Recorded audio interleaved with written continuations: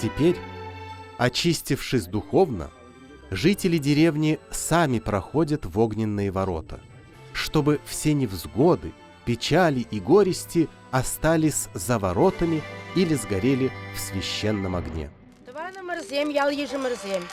Баяны бер хамыр думалы ела эркесене тузайыр дердиммер.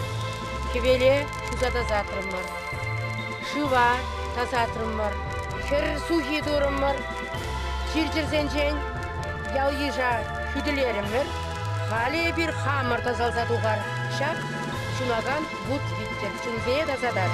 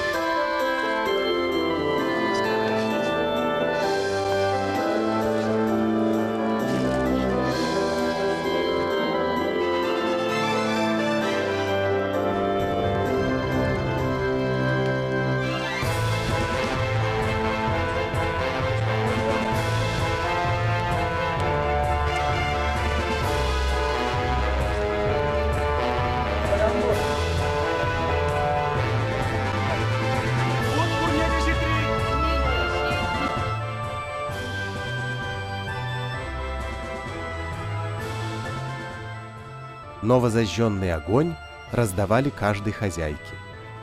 Дома, на новом священном огне, каждая семья варила кашу и, совершив необходимые обряды, все вместе ее кушали.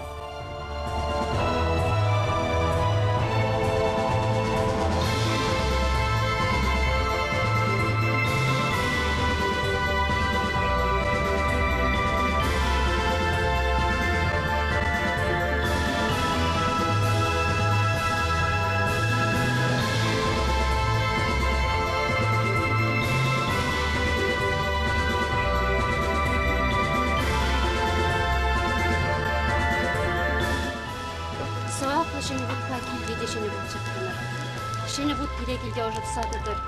Teley badı. Birin yirkreyn anduktur.